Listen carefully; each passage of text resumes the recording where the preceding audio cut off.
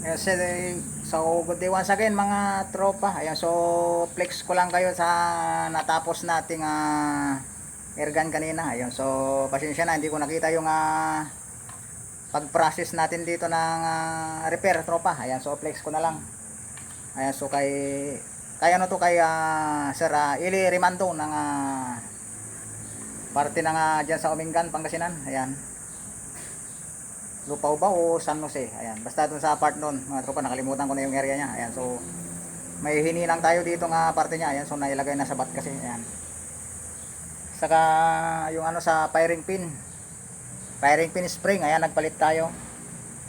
Saka yung firing pin valve. Ayan, so bali masyadong matigas yung nailagay. Ayan, hindi ito yung acetal, malutong to, hindi pwede to, malutong, hindi siya makunat. Ayan, so pinalitan natin siya ng acetal valve, yung mas makunat. Ayan, so nagpalit din tayo ng spring nya. Ayan, kasi kung lang to, malambot. Ayan, parang spring lang daw ng notebook kanibusing. Ayan, so okay na mga tropa yung kanyang airgun. Ayan, so pwede siyang CO2. Ayan, so nilagyan ko na siya ng quick fill. Ayan, so okay na tropa, pumuputok na yung airgun mo. Ayan, lakas. So good condition na tropa. Ayan, so naglagay din tayo ng isang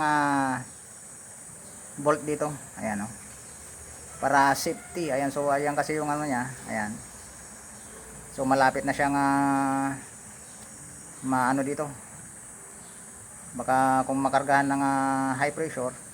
Ayan, so may pang-alalay siyang lock dito sa ilalim. Ayan, so naglagay tayo. Ayan tropa, so okay na tropa, good condition na. Ayan,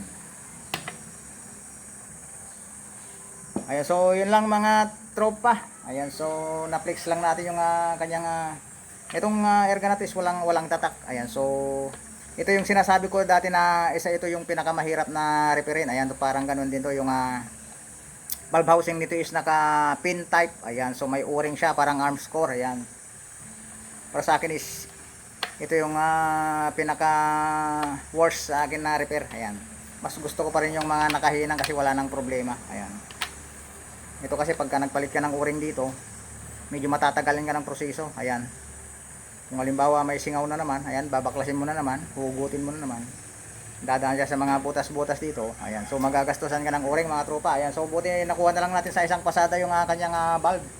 Ayan, so pinalitan natin ng panibagong valve saka spring. Ayan, so okay na tropa, malakas din siya, malakas pumutok. Yun, so yan lang mga tropa. Ayan, so next time ulit yung ating shout out. Ayan, kung hindi ka pa nakasubscribe sa ating YouTube channel tropa, ayan, so pasubscribe na lang. So hanggang doon lang tropa, okay na yung airgun mo. Ayan, si Ili Rimando. Ayan, shout out sa iyo tropa, salamat sa pagdating. Ayan, so pwede mo nang kunin to bukas o mamayang hapon. Ganito lang tropa, salamat.